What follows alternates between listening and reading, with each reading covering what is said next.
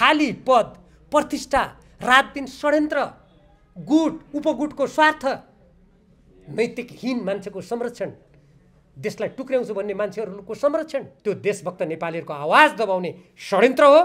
यस्तै नेपाली देशभक्तको आवाजलाई दबाएर नेपाललाई कसैको पिछलुग्गो बनाउने नेपालका नेताहरू लम्पसार परेर आफ्नो स्वाभिमानलाई तिलाञ्जली दिने जुन कामहरू हुँदै आएको छ त्यो पनि नेपालको राजनीतिक अस्थिरताको एउटा कारण हो। कुनै पनि देशमा यस्तो हुँदैन तर यहाँ किन गरिन्छ? सहकारीमा करोडको कुराहरू हेर्नु तपाईँ हामी त कल्पना पनि गर्न सक्दैनौँ। नेपालको इतिहासमा यत्रो ठुलो आर्थिक घोटाला भएकै छैन, यो पहिलोपटक भएको हो। 2 खर्ब 75 अर्बभन्दा बढ्ता कल्पना गर्नुहोस् त। एउटै सहकारीमा 16 अर्ब 8 अर्ब 6 अर्ब यो ब्रह्म लुट हो। कसैको धक नमानी देशको पक्षमा बाह्य हस्तक्षेपको विरुद्धमा इमान्दारीपूर्वक म दृढतापूर्वक उभिनेछु भनेर शपथ खाएको छ नि। देशको सांसद पदमा रहेको व्यक्तिले नेपाललाई अर्को देशको राज्य बनाउँछु भन्ने कुरा आउँदा अनि नेपाली काङ्ग्रेस र नेकपा एमाले जस्ता ठुला शक्तिशाली दलहरू भएको शक्तिशाली सरकारले त्यसको खोजी गर्नुपर्छ कि पर्दैन? उहाँहरूसँग बयान लिनुपर्छ कि पर्दैन? बयान लियोस्। यो देश अर्काको कब्जामा जान सक्दैन। नेपाल स्वतन्त्र स्वाधीन देश हो, संविधानको घोषणा हो, पार्टीहरूको घोषणा हो, हाम्रा पुर्खाहरूले संरक्षण गरेको यो देश हो। संसदीय छानबिन समितिबाट सहकारी ठगी प्रकरणका सम्बन्धमा र जनताको अर्बौं रुपियाँ अपचलन गरेको बारेमा सुझावसहित प्रतिवेदन आएको छ। त्यसमा धेरै व्यक्तिहरूको बारेमा प्रश्न छ। कतिपय व्यक्तिहरू एमालेसँग पनि सम्बद्ध छन्, कतिपय व्यक्तिहरू काङ्ग्रेससँग सम्बद्ध छन्, कति अरू दलहरूसँग सम्बद्ध छन्। रवि लामिछानेजीको यो प्रसङ्ग छ। मैले त्यो प्रतिवेदनका केही अंशहरू पढेँ, निष्कर्ष त मैले पुरै राम्ररी पढेँ। त्यसका बिचबिचका प्रतिवेदनका त्यो लामो छ, 1100 पेजभन्दा बढी छ पृष्ठभन्दा। त्यो पढ्दा त्यहाँ केवल सहकारी ठगीको कुरा मात्रै छैन, सङ्गठित अपराधको कुरा पनि छ, ठगीको कुरा पनि छ, कृत्यको कुरा पनि छ, अपचलनको कुरा पनि छ। त्यो रकम निजहरूबाट असुल उपर गरेर पीडितहरूलाई अविलम्ब उपलब्ध गराइनुपर्छ। बाह्य रकम पुँजी जथाभावी लिएर देशलाई चुर्लमुरीमा डुबाएर भोलि ठुलो आर्थिक सङ्कटको एउटा सङ्घारतर्फ धकेल्ने अनि कुरा गर्ने हामी राजनीतिक स्थायित्व ल्याउँछौँ, हामी सुशासन ल्याउँछौँ। आज हाम्रा सीमा नै मिचेका छन्। लिम्पियाद्वारा लिपुले कालापानीमा हाम्रो भूमिमा अतिक्रमण भएको छ। कुनै पनि देशभक्त नागरिकले यो अतिक्रमण नगर्नुहोस् भन्नु पर्दैन। मलाई भारतप्रति मेरो कुनै पूर्वाग्रह छैन। नेपाल जस्तो बहुजातीय बहुभाषिक सांस्कृतिक देशमा जातका राज्य बन्न सक्छन्। पुष्पकमल दाहाल प्रचण्डजीले बोलेको हामी सुन्छौँ। हामीले त उहिले भनेको हो नि, अब 14वटा राज्य चाहियो। अनि उहाँलाई हिजो प्रधानमन्त्री हुँदाखेरि के बिर्सिनु भएको थियो र? अनि अहिले 14 राज्य चाहियो। सिद्धान्त मूल्य मान्यता सम्पूर्ण कुरालाई मिचेर हामी सुनिश्चित मार्गमा जान्छौँ भन्ने कुरा के सम्भव हुन्छ र? सामान्य गरिब जनताले, साधारण जनताले, मध्यम वर्गका जनताले, न्यून मध्यम वर्गका जनताले दुःख गरेर अप्ठ्यारो परेका दुःख परेका बेला हामी यसको सदुपयोग गरौँला भनेर आफ्नो गाँस कटाएर राखेको रकम यसरी लुट्ने लुटाहरूको विरुद्धमा जनताले पनि आवाज उठाउनुपर्छ र यसमा कडा कारबाही गर्नुपर्छ। अमेरिकालाई फेरि महान बनाऊ, मेक अमेरिका ग्रेट अगेन भन्न पाउने, चीनले मेरो चिनिया सपना भन्न पाउने, अनि हामी नेपालीले हाम्रो नेपाल स्वाधीन नेपाल, हाम्रो आत्मनिर्भरको अधिकार कहिले कसैको अध्ययनमा नगएको गौतम बुद्ध जन्मेको संसारको सबभन्दा अग्लो हाम्रो सगरमाथा भएको देश हामीले भन्न नपाउने। अहिले हाम्रो पार्टीको अध्यक्ष केपी ओलीजी प्रधानमन्त्री हुनुहुन्छ। अब बाँकी जुन 3.5 वर्षभन्दा अलिकति कम छ, उहाँ त्यो अवधिको लागि पुरै प्रधानमन्त्री हुने भएदेखि विपरीत सिद्धान्तका राजनीतिक दल भए पनि यसले एक हदसम्म सरकारको स्थायित्व हुने रहेछ भनेर हामी सोच्न सक्थ्यौँ। तर त्यो त छैन। व्यवसायीहरूले ढुक्कसँगले काम गर्ने वातावरण हुनु पर्यो। किसानहरूले उनीहरूको हितमा निश्चित रूपमा काम गर्ने स्थिति हुनु पर्यो। देशका युवाहरूले यो हाम्रो देश हो, हामी पढ्यौँ लेख्यौँ ज्ञान प्राप्त गऱ्यौँ भने हामीले यो देशमा काम पाउँछौँ, यो देशमा हाम्रो आवाज सुनिन्छ भन्नु उनीहरूले विश्वास गर्ने वातावरण हुनु पर्यो। परदेशमा तपाईँहरूले देख्नुभयो होला नि, परदेशमा पनि यति महिना तिमीले खाने यति महिना मैले खाने भन्ने उहाँहरूले सम्झौता गरिसक्नुभयो। त्यहाँ फेरि सबै मन्त्रीहरू फेरिनेछन्, त्यहाँ मुख्यमन्त्री फेरिनेछन्, कर्मचारी प्रशासन फेरिनेछ, अनि कहाँनिर स्थायित्व? नेकपा एमाले जिन्दाबाद, भोट केमा हलोमा। नेपाली काङ्ग्रेस जिन्दाबाद, भोट केमा कलममा। हामीले त्यो दृश्य देख्यौँ नि। कतिपय मानिसहरू संविधान दिवसलाई कालो दिवस मनाउने, संविधानलाई आगो लगाएर जलाउने, तर त्यही संविधान अन्तर्गत मन्त्री पद खाने, सांसद पद खाने, भत्ता खाने, त्यसको लागि अनेक साँठगाँठ गर्ने, राज्यका सुविधाहरू पाइएन भनेर त्यहाँ सङ्घर्ष गर्ने, त्यो काम गर्ने, अनि त्यही संविधानलाई हामी मान्दैनौँ, त्यसलाई आगो लगाउँछु भन्ने। नेकपा एमाले र नेपाली काङ्ग्रेस जस्ता ठुला राजनीतिक दलहरू आइसकेपछि तपाईँले न्यूनतम कार्यक्रममा यो कुरा उल्लेख भएको देख्नुभयो? वर्तमान सरकारमा बस्ने जुन राजनीतिक दलहरू छन्, नेकपा एमाले जसको म सदस्य छु, नेपाली काङ्ग्रेस, महन्त ठाकुरजीको दल, सिके राउतजीको दल, यी दलहरूको कुन सिद्धान्त मिल्छ, कुन नीति मिल्छ, कुन कार्यक्रम मिल्छ? अझ तपाईँहरूले विगतको निर्वाचनमा हेर्नुभयो भने त्यति बेला विपरीत सिद्धान्त भएका, विपरीत मान्यता भएका, विपरीत लक्ष्य र उद्देश्य भएका राजनीतिक दलहरूले निर्वाचनमा गठबन्धन गरे। यसलाई अलिकति ठोस भाषामा कुरा गर्ने हो, जनताले बुझ्ने भाषामा प्रयोग गर्ने हो भने नेकपा एमाले जिन्दाबाद, भोट केमा हलोमा, नेपाली काङ्ग्रेस जिन्दाबाद, भोट केमा कलममा। हामीले त्यो दृश्य देख्यौँ नि। राजनीतिक अस्थिरताको बिउ यस्तै गरेर आफ्ना घोषित नीति उद्देश्य अनुसार नचल्ने, संविधानको बाध्यात्मक व्यवस्था जसले राजनीतिक दलहरूलाई यो बहुदलीय प्रतिस्पर्धात्मक व्यवस्थामा निश्चित दर्शन, सिद्धान्त, नीतिको आधारमा अगाडि बढ्नुपर्छ भनेर निर्देशित गरेको छ, त्यसको उल्लङ्घन गर्ने, यसको अनिश्चयको बिउ त्यहाँ छ। जहाँसम्म सरकार निर्माण गर्दा अब सरकारलाई स्थायित्व दिने भन्ने प्रसङ्ग छ, सरकारको स्थायित्व हामीले सामान्यतया 5 वर्षको लागि एकपटक हुने जुन निर्वाचन हुन्छ, त्यो निर्वाचन पश्चात कमसेकम पनि त्यो सरकार 5 वर्षको लागि चलोस्। त्यसले संविधान बमोजिम, आफ्ना घोषित नीति र उद्देश्य बमोजिम देशलाई, देशको राष्ट्रिय सुरक्षा, सार्वभौमसत्ता, स्वाधीनता, स्वाभिमानलाई बलियो बनाएर आजको प्रतिस्पर्धी विश्वमा काम गरोस् भन्ने त्यो राजनीतिक स्थायित्वको अर्थ त्यो हुन्छ। अमुक व्यक्तिले अमुक राजनीतिक दलसँग मिलेर 1 वर्ष, 6 महिना, 1.5 वर्षको लागि सरकार बनाउँदा त्यो राजनीतिक अस्थिरता हुने, अर्को कुनै दलले 1-1.5 वर्षको लागि प्रधानमन्त्री बाँडीचुँडी खाउँ भनेर भन्दा वा प्रदेशमा मुख्यमन्त्री वा मन्त्रीहरूले हामी 6 महिनाको लागि, 12 महिनाको लागि, 18 महिनाको लागि, 20 महिनाको लागि हामी यस्तो यस्तो पद बाँडीचुँडी खाउँ, मुख्यमन्त्री फलानु दलको यति महिना, फलानु दलको यति महिना भनेर भागभण्डा गरेर, अनि त्यति बेला सरकार परिवर्तन हुँदा राजनीतिक स्थायित्व हुने, त्यो हुन सक्दैन। जस्तै उदाहरणको लागि अहिले हाम्रो पार्टीको अध्यक्ष केपी ओलीजी प्रधानमन्त्री हुनुहुन्छ। अब बाँकी जुन 3.5 वर्षभन्दा अलिकति कम छ, उहाँ त्यो अवधिको लागि पुरै प्रधानमन्त्री हुने भएदेखि विपरीत सिद्धान्तका राजनीतिक दल भए पनि यसले एक हदसम्म सरकारको स्थायित्व हुने रहेछ भनेर हामी सोच्न सक्थ्यौँ, तर त्यो त छैन। 1.5 वर्षपछि त उहाँले प्रधानमन्त्री छोड्नुपर्छ। अहिलेको सहमति अनुसार यदि त्यो सहमति अगाडि गयो भने त्यसपछि मन्त्रीहरू पनि कतिपय फेरबदल हुन्छन्।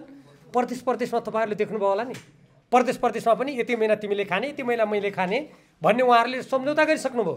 त्यहाँ फेरि सबै मन्त्रीहरू फेरिनेछन्, त्यहाँ मुख्यमन्त्री फेरिनेछन्, कर्मचारी प्रशासन फेरिनेछ, अनि कहाँनिर स्थायित्व भयो त? भयो स्थायित्व त्यहाँ अर्थमा छ त? अहिले मैले सुनिरहेको छु, यहाँहरू सञ्चारकर्मी साथीहरू हुनुहुन्छ, यहाँहरूलाई अझ बढी थाहा होला, अहिले प्रशासन यन्त्रभित्र प्रशासन सञ्चालन गर्ने न्यूनतम मूल्य मान्यतालाई समेत मिचेर व्यापक रूपमा कर्मचारीहरूको सरुवा भइरहेको छ भन्ने कुरा हामी दिनदिनै समाचार माध्यममा पढिरहेका छौँ। अझ कतिपय ठाउँमा आफ्ना मान्छे, निकटका मान्छे वा आफूले रुचाइएका मान्छे ल्याउने नाममा कर्मचारीहरूको निरन्तर कतिपय कर्मचारीमाथि अत्याचार हुने गरी सरुवा भइरहेको हामी सुन्दछौँ। अनि कहाँनिर स्थायित्व भयो त? त्यसकारण राजनीतिक स्थायित्व हामी सुशासनको लागि आवश्यक हुन्छ भने ठान्छौँ भने सबभन्दा पहिले नेपालको संविधान बमोजिम राजनीतिक दलहरू संविधानको धारा 269 बमोजिम आफ्नो सिद्धान्त, नीति, आदर्श र यो राष्ट्रको सर्वोपरि हितमा काम गर्ने, राष्ट्रहित विपरीत कुनै आचरणमा वा काम गरेमा संविधानको धारा 5 बमोजिम सँगै कानुन ल्याएर दण्डित गर्ने जुन व्यवस्था छ त्यो क्रियाशील हुनु पर्यो नि। अनि संविधानको धारा 5 बमोजिम राष्ट्रिय हितको रक्षा गर्नको लागि आवश्यक पर्ने सँगै कानुन अहिलेसम्म किन नल्याएको? अनि कसरी देश एउटा सुशासनको बाटोमा सुनिश्चित किसिमले कसरी अगाडि बढ्न सक्छ? सिद्धान्त, मूल्य, मान्यता सम्पूर्ण कुरालाई मिचेर हामी सुनिश्चित मार्गमा जान्छौँ भन्ने कुरा के सम्भव हुन्छ र? विपरीत सिद्धान्त भएका राजनीतिक दलहरू हामी एक ठाउँमा आउनुको अर्थ हामीले संविधान संशोधन गर्नको लागि हो भन्ने 7 बुँदे सहमतिमा त्यसको नीतिगत कुराहरू उल्लेख गरिएको छ। हामीले त्यस सरकारको न्यूनतम साझा कार्यक्रम पनि देख्यौँ। त्यसलाई कार्यक्रम भनिएको छैन, त्यसलाई नीतिगत प्रतिबद्धता भनिएको छ र त्यसमा संविधान संशोधनको कुरा के ठोस रूपमा आउला कि भनेर मैले त अपेक्षा गरेको थिएँ। तर त्यहाँ हेरेको त त्यहाँ त के कुरा लेखिएको रहेछ भने हामी अब जनताको माझमा गएर अनि के कुरा चाहिँ हामीले त्यसमा सच्याउनु पर्ने हो, के कुरा हेर्नु पर्ने हो, त्यसपछि हामी गर्छौँ। अब के आउँछ त ल भन्नुहोस्। नेकपा एमाले र नेपाली काङ्ग्रेस जस्ता क्रमशः दोस्रो र पहिलो ठुलो संसदका राजनीतिक दलहरूले साँच्चीकै नेपालको संविधानमा कुनै संशोधन नेपालको राष्ट्रिय हित, नेपाली जनताको सरकार, नेपाली जनताको हक अधिकार, हाम्रो आर्थिक समुन्नति, आजको प्रतिस्पर्धी विश्वमा हामी नेपालीहरू शिर ठाडो गरेर हिँड्नको लागि संविधानको कुनै प्रावधान या कुनै धारा, कुनै व्यवस्था परिवर्तन गर्न आवश्यक ठानेको भए अनि ठुला दलले त्यो कुरा प्रष्ट रूपमा भन्नुपर्छ कि पर्दैन? प्रस्ताव ल्याउनुपर्छ कि पर्दैन? ठुला दलहरू जिम्मेवार, जसले देश हाँक्छन्, राज्य हाँक्छौँ, हामी अप्ठ्यारो बेलामा मिलेर यो देशलाई एउटा गन्तव्यमा पुर्याउँछु साँच्चीकै भनेको हो भने अनि त्यो प्रस्ताव ल्याएको खै त? हामीले त्यो प्रस्ताव देख्यौँ त? अब जनतासँग सोधेर कहाँनिर परिवर्तन हुनुपर्छ, कहाँनिर सुच्याउनुपर्छ हामी भन्छौँ। अब जनतासँग सोधेर भन्ने हो भने त कोही के भन्छन् भने देशलाई जातिको आधारमा टुक्र्याउनुपर्छ भन्छन्। जुन कुरा हामीले संविधान निर्माण गर्दा नेपाल जस्तो बहुजातीय, बहुभाषिक, सांस्कृतिक देशमा जातका राज्य बन्न सक्छन् भन्ने कुराको ठुलो बहस भयो त्यति बेला। अहिले त 140भन्दा बढी जाति समुदाय भनेर ल्याएको छ जनगणनाले। सायद एउटै जाति समुदायका पनि विभिन्न त्यसका उपजातिहरूलाई पनि जाति भनेको होला। त्यति बेला 124 जाति समुदाय भन्ने थियो। अनि नेपालमा 124 जाति समुदायका राज्य बन्न सक्छन्? सम्भव छ? हुन त आजकल पुष्पकमल दाहाल प्रचण्डजीले बोलेको हामी सुन्छौँ। हामीले त उहिले भनेको हो नि, अब 14वटा राज्य चाहियो। अनि उहाँलाई हिजो प्रधानमन्त्री हुँदाखेरि के बिर्सिनु भएको थियो र? अनि अहिले 14 राज्य चाहियो। अनि पूर्वमा गयो फलानु जाति, पश्चिममा गयो फलानु जाति, दक्षिणमा गयो फलानु जाति भनेर उहाँले त्यो निन्द्राबाट बिउजे जस्तो कुरा गर्नुभएको छ। अहिले कतिपय मानिसहरू संविधान दिवसलाई कालो दिवस मनाउने, संविधानलाई आगो लगाएर जलाउने, तर त्यही संविधान अन्तर्गत मन्त्री पद खाने, सांसद पद खाने, भत्ता खाने, त्यसको लागि अनेक साँठगाँठ गर्ने, राज्यका सुविधाहरू पाइएन भनेर त्यहाँ सङ्घर्ष गर्ने, त्यो काम गर्ने अनि त्यही संविधानलाई हामी मान्दैनौँ, त्यसलाई आगो लगाउँछौँ भन्ने यस्ता खालका जुन राजनीतिक चरित्र र प्रवृत्तिहरू छन्, यसले देशमा राजनीतिक स्थायित्व कायम हुन सक्दैन। यदि जाति समुदायको आधारमा जसलाई कतिपयले पहिचान भनेका छन्, यदि त्यसको आधारमा देशलाई टुक्रा टुक्रामा विभाजित गर्ने हो भने भारत र चीन जस्ता विशाल देशहरूको बिचमा एकदमै संवेदनशील भूराजनीतिक अवस्थामा रहेको नेपालमा जाति जातिको पहिचान भेटिने अनि देशको पहिचान मेटिने, अर्थात् पहिचान मेटिएको देशभित्र कुनै जाति समुदायको पहिचान भेटिने कुरा के सम्भव छ? छैन। त्यसकारण नेपालको संविधान संशोधन गर्नको लागि नेकपा एमाले र नेपाली काङ्ग्रेस जस्ता विपरीत सिद्धान्त भएका राजनीतिक दलहरू 46 सालमा बहुदल ल्याउन खोजे जस्तो वा 63 सालको अन्तरिम संविधानले नयाँ संविधान निर्माण गर्न र शान्ति प्रक्रियाका बाँकी कामहरू पुरा गर्नको लागि हामी आफ्ना सिद्धान्तका कुराहरूलाई थाती राखेर अगाडि जान्छौँ भन्ने कुरा जस्तो हो भने उहाँहरूले संविधान संशोधनका कुराहरूलाई हाम्रा प्रस्ताव यी हुन्, ल नेपाली जनता हामी नेपालको हितको लागि, नेपालको सार्वभौमसत्तालाई बलियो बनाउन, नेपालको स्वाधीनतालाई माथि उठाउन, नेपालको आर्थिक समृद्धि हासिल गर्न, नेपाली जनता आज जुन 1 करोड झन्नै मानिसहरूले देश छोडिसकेको भन्ने हामी सुनिरहेका छौँ, तिनीहरूलाई आफ्नो देशप्रति भरोसा विश्वास गरेर देशभित्र राख्न, फर्काउन आज 75 लाख जति घरहरू भनेको छ सरकारी तथ्याङ्क अनुसार देशमा, त्यसमा झन्नै 5 लाख घरहरू खाली छन्, 1/3 जग्गा जमिन बाँझो छ। सारा विद्यार्थीहरू हाम्रा प्राविधिक शिक्षण संस्थाहरूमा समेत भर्नाको जति त्यहाँ सङ्ख्या छ त्यति भर्ना हुन सकिरहेको छैन। हाम्रा महिलाहरू कयौँ ठाउँमा रात्रि क्लबमा नर्तकी हुन बाध्य छन्, अफ्रिकादेखि दक्षिण अमेरिकादेखि खाडी मुलुकदेखि भारतका गल्ली गल्लीमा भने कतिपय युवाहरू युक्रेनको युद्धमा भाडाका सिपाही भएर आफ्नो जीवन गुमाउन बाध्य छन्। र यी कुराहरूलाई सम्बोधन गर्नको लागि अब नेपाली काङ्ग्रेस र नेकपा एमाले जस्ता ठुला राजनीतिक दलहरू हामी सरकारमा आएर संविधानका यी धाराहरू, यी दफा, कानुनका यी प्रावधानबाट हामी राष्ट्रले अहिले सामना गरिरहेका चुनौतीको सामना गर्छौँ भन्ने प्रस्ताव ल्याएको भए हो कि क्या हो? यो सरकार चाहिँ वास्तवमा संविधान संशोधन गरेर अनि यी राष्ट्रका समस्याहरू समाधान गर्न अग्रसर भएको क्या हो भनेर सोच्ने स्थिति हुन्थ्यो। त्यो त केही पनि छैन। अब जनताबाट सोध्ने भनेको कहिले सोध्ने हो? अहिले जनता त थरीथरीका छन्। कोही संविधानमा आगो लगाउने छन्, कोही जातीय आधारमा देश टुक्र्याउनु पर्छ भन्ने छन्, कोही हामी यो खुला जुन यो हाम्रो यो अन्तर्राष्ट्रिय कानुन बमोजिम नियमित नगरिएको जुन हाम्रो सिमाना छ त्यो यस्तै राख्नुपर्छ भन्ने छन्। कोही अहिले तपाईँहरूले सुन्नु भएको छँदैछ सबैले, अहिले भर्खरै गृह मन्त्रालयमा यो सरकार आएपछि नागरिकता समस्या समाधान समिति भनेर कर्मचारीको एउटा समिति बनाइएको छ। नेपालमा जहिले जहिले राजनीतिक परिवर्तन हुन्छ, जहिले जहिले सरकार परिवर्तन भएर एउटा अस्थिर वातावरण सिर्जना हुन्छ, तहिले तहिले नागरिकताको विषयलाई एकदम उठाइन्छ। कयौँ पटक समिति बनेका छन्, आयोग बनेका छन्। कुनै पनि देशमा यस्तो हुँदैन। तर यहाँ किन गरिन्छ? नेपालमा जनसङ्ख्याको राजनीतिबाट नेपालको चिरकालीन अस्तित्वलाई समाप्त गरिदिने त्यो दुराशयबाट भएको छ भन्ने कुरा त मैले संविधान सभामा रहँदा त्यहाँ नागरिकताको बारेमा जे जस्ता बहस भए त्योबाट मैले प्रश्न देखेको छु। अहिले सुन्नमा के आएको छ भने कतिपय विदेशीहरू जो हाम्रो यो नियमन नगरिएको सिमानाबाट फाइदा उठाएर नेपालमा आएर बसेका छन्, उनीहरूलाई अब नेपाली नागरिक बनाउने प्रपञ्च अनुसार यो खेल खेलिएको छ भन्ने सुन्नमा आएको छ। अब यो त भोलि व्यवहारमा थाहा होला। यहाँहरू जस्तो सञ्चारकर्मी साथीहरूले अझ खोज्नु भए राम्ररी प्रश्न हुनेछ। म यही प्रसङ्गमा सर्वोच्च अदालतले 2000 यो गएको वर्ष वैशाखमा अलि अगाडि, मैले ठ्याक्कै मिति अहिले म फेरि सम्झेपछि भनौँला, उहाँ सर्वोच्च अदालतले एउटा फैसला गरेको छ। त्यो मुद्दा अधिवक्ता डाक्टर चन्द्रकान्त गेवाली र सीमाविद बुद्धिनारायण श्रेष्ठ समेतले मिलेर नेपाल सरकारको विरुद्धमा दायर गरेको मुद्दामा सर्वोच्च अदालतले फैसला गरेर के भनेको छ भने त्यसमा सीमा नियमनको उहाँहरूले माग गर्नुभएको थियो। सर्वोच्च अदालतले प्रष्ट भाषामा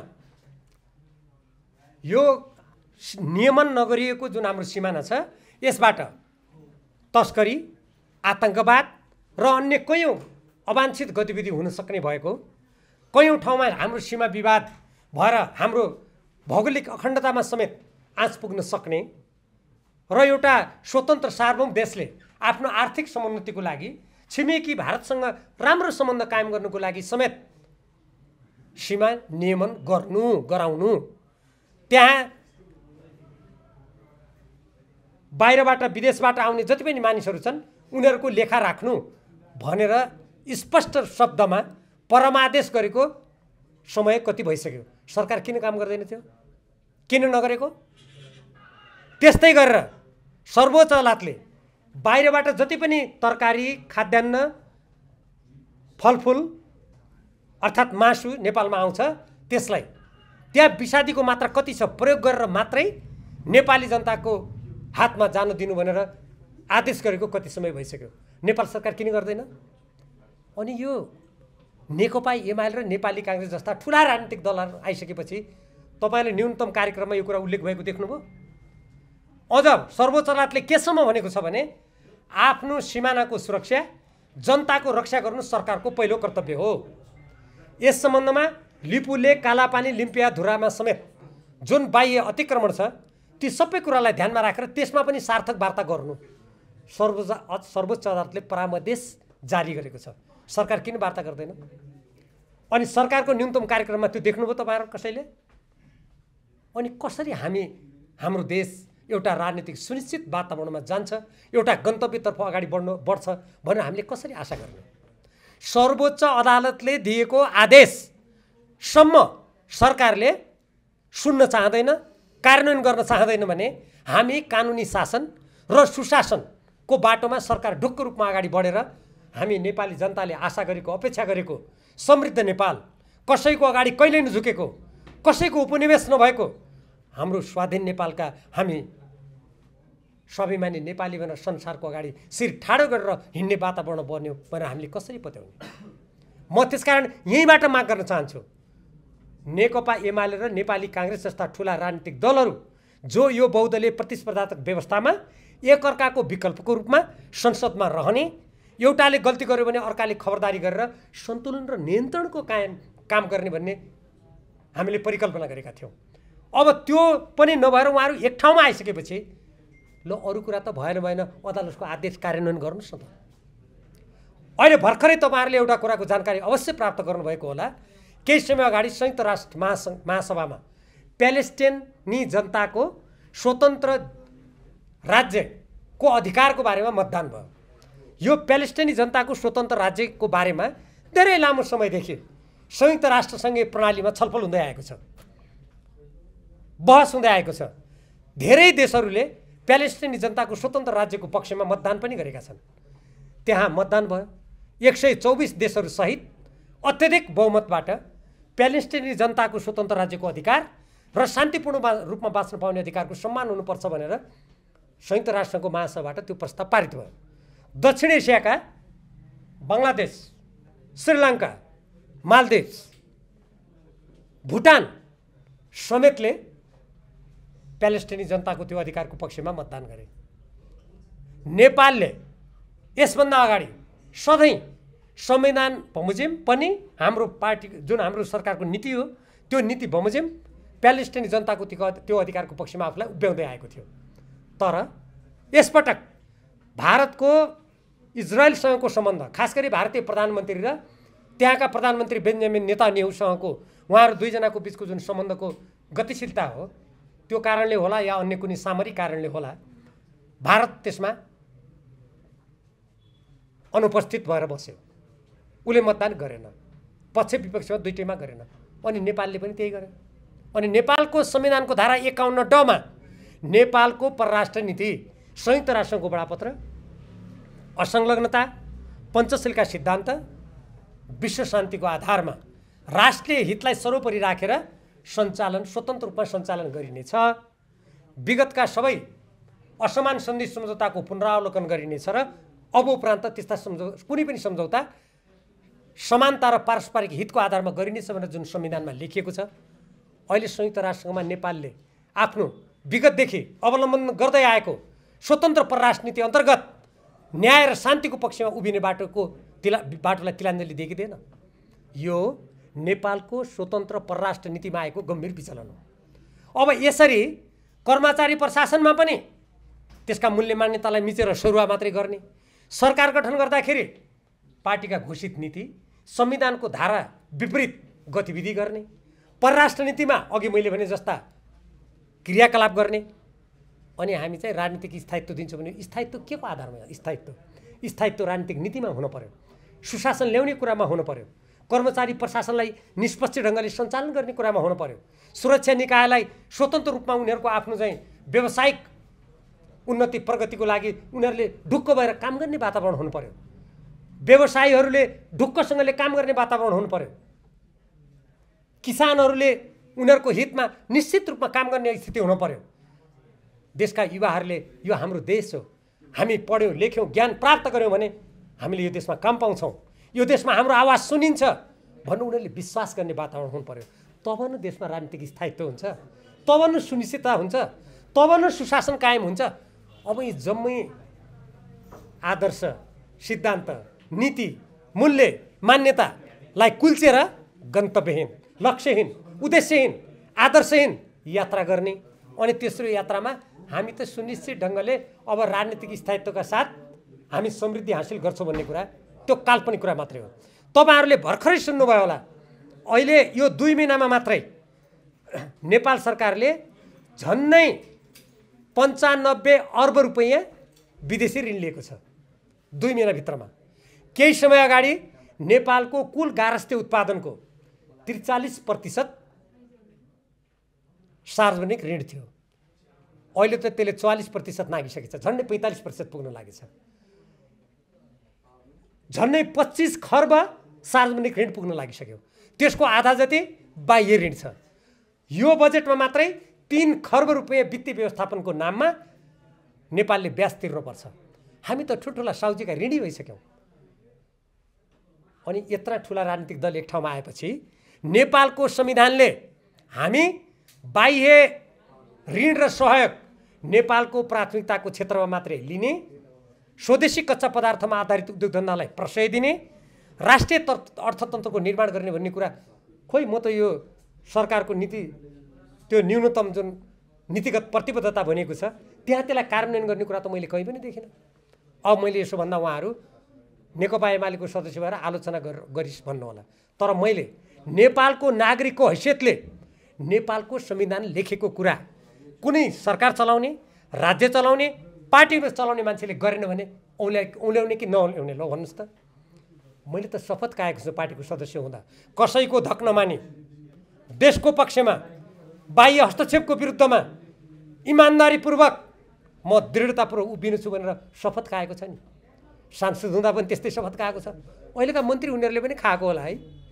अनि त्यो शपथ अनुसार मान्छेले बोल्नुपर्छ पर्दैन देशको नागरिक भएर। आज हाम्रा सिमाना मिचेका छन्, लिम्पियाद्वारा लिपुले कालापानीमा हाम्रो भूमिमा अतिक्रमण भएको छ। कुनै पनि देशभक्त नागरिकले यही अतिक्रमण नगर्नुहोस् भन्नु पर्दैन। मलाई भारतप्रति मेरो कुनै पूर्वाग्रह छैन, म कूटनीति शास्त्रको विद्यार्थी पनि हुँ।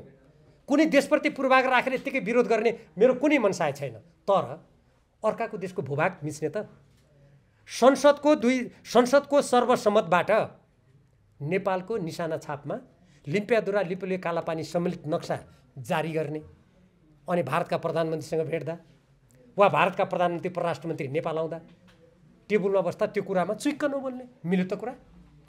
अहिले हाम्रा प्रधानमन्त्रीजीले न्युयोर्कमा संयुक्त राष्ट्रको महासभामा भाग लिने क्रममा भारतीय प्रधानमन्त्री मोदीसँग कुरा गर्नुभयो भने हामीले सुन्यौँ।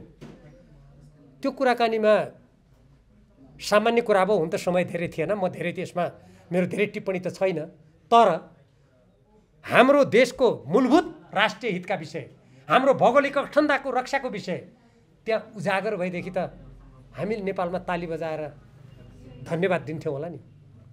अर्थात् भविष्यमा त्यो कुरा भयो भने स्वागत गरिएला, तर अहिलेसम्म भयो त।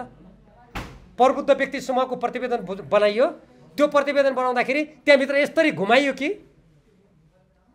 प्रतिवेदन पहिले भारत सरकारलाई बुझाउने। हेर्नुहोस् त कस्तो विडम्बना। दुई देशका प्रतिनिधि सम्मिलित एउटा कुनै समितिले प्रतिवेदन बनाइसकेपछि त त्यो प्रतिवेदन आफ्ना देशका प्रधानमन्त्रीलाई बुझाउँछु भन्नु पर्दैन। अनि त्यहाँभित्र बडा धुर्तैपूर्वक पहिले भारतलाई बुझाउने भन्यो, भारतले म बुझिदिनु भन्यो, कुरै सिद्ध्यो। यस्तो खालका नेपालको राष्ट्रिय हितमा धक्का लाग्ने खेलहरू खेलेर देशमा राजनीतिक स्थायित्वको परिकल्पना गर्न सकिँदैन। कुनै पनि स्वतन्त्र र स्वाधीन देश सबभन्दा पहिले आफ्नो आत्मनिर्णयको अधिकारमा अडिग भएर उभिनुपर्छ। हामीले हाम्रो संविधानको बारेमा, हाम्रो राज्य सञ्चालनको बारेमा, अर्थनीति, सुरक्षा नीति, कृषि नीति, पर्यटन नीति, सञ्चार नीतिको बारेमा सबभन्दा पहिले त नेपालीले निर्णय गर्न पाउनु पर्यो नि। नेपालको संसदले निर्णय गर्न, नेपालको सरकारले निर्णय गर्नु पर्यो, नेपालका राजनीतिक दलहरूले निर्णय गर्न पाउनु पर्यो नि। अनि विदेशीहरूले जे हस्तक्षेप गर्यो त्यही हामी दिनदिनै समाचार सुन्छौँ। हाम्रो अर्थतन्त्र कता जाने भन्ने कुरा विदेशी संस्थाहरूले निर्देशन दिएको दिए हामीले दैनिक समाचार सुन्नु परिरहेको छ। के अरू देशमा त्यस्तै हुन्छ? त्यो हुन सक्दैन। मैले आजसम्म नेपालको संविधानले जे भनेको छ, हाम्रै पार्टी नेकपा एमालेको विधानमा सिद्धान्तमा जे छ, अरू पार्टीले जनताका अगाडि निर्वाचन घोषणा पत्र मार्फत नेपालको राष्ट्रिय हितमा जे प्रतिज्ञा गरेका छन् ती कुरा लागू गर बनायो मेरो। ती लागू भएनन्।